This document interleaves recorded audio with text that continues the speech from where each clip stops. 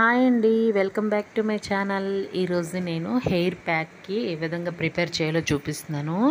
నేను కూడా యూట్యూబ్లో చూసానండి, చాలామంది ఈ విధంగా తయారు చేస్తున్నారు కదా, నేను కూడా తయారు చేద్దామని చేశాను.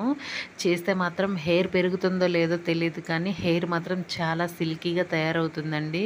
ముందుగా దీనికి కావాల్సినవి సామాన్లు అనేవి కరివేపాకు అండి, ఒక 2 గుప్పెట్ల కరివేపాకు, తర్వాత ఒక చిన్న ఉల్లిపాయ కట్ చేసుకోవాలి. తర్వాత అలోవెరా అండి, అలోవెరా మన ఇంట్లో దొరికే అలోవెరా అండి, జెల్ మాత్రం కాదు, స్టోర్లో దొరికే జెల్ మాత్రం కాదండి. తర్వాత ఒక 10-15 మందార పువ్వుల్ని యాడ్ చేసుకోవాలి. రెడ్ మందార పువ్వులు అయితే చాలా అంటే బాగుంటుందండి.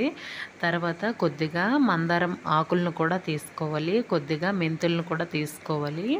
మెంతులు అనేవి ముందు రోజు నానపెట్టుకోవచ్చు, లేదు అప్పటికప్పటివైనా బాగానే ఉంటుంది, కానీ నానపెట్టుకోవటం వల్ల ఎక్కువగా బాగుంటుంది, సిల్కీగా తయారవుతుంది. తర్వాత ఒక మిక్సీ జార్ తీసుకొని దానిలో మందార ఆకుల్ని, ఒక 2-3 గుప్పెళ్ళు కరివేపాకుని, కొద్దిగా అలోవెరా ముక్కల్ని చిన్న చిన్న పీసెస్కి కట్ చేసుకొని అలోవెరా అనేది యాడ్ చేసుకోవాలండి. యాడ్ చేసుకున్న తర్వాత ఒక 10-15 లేదా మందార ఆకుల్ని మందార పువ్వుల్ని యాడ్ చేసుకోవాలి.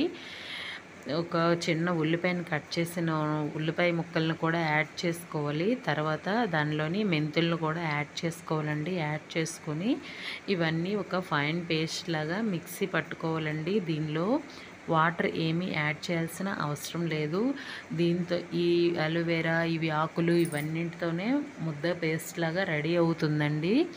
మెత్తగా పేస్ట్ లాగా చేసుకున్న తర్వాత మన హెయిర్కి అనేది అప్లై చేసుకోవాలండి. అప్లై చేసుకోవటం అంటే ముందుగా హెయిర్ని నీట్గా దువ్వెనతో దువ్వుకున్న తర్వాత పాయలుగా విడదీసుకొని మొత్తం మన తల మొత్తం అప్లై చేసుకోవాలి. మొత్తం చిగుళ్ళ నుంచి పై వరకు కూడా మొత్తం అప్లై చేసుకోవాలండి. అప్లై చేసుకున్న తర్వాత ఒక 10 లేదా 15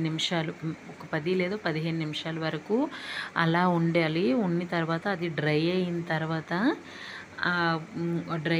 తర్వాత దాన్ని వాష్ చేసుకోవాలండి. నార్మల్ వాటర్తోనే, అంటే ఎక్కువ హాట్ వాటర్ కాదు, నార్మల్ వాటర్తో వాష్ చేసుకోవాలి. వాష్ చేసుకున్న తర్వాత హెయిర్ అనేది చాలా సిల్కీగా తయారవుతుంది.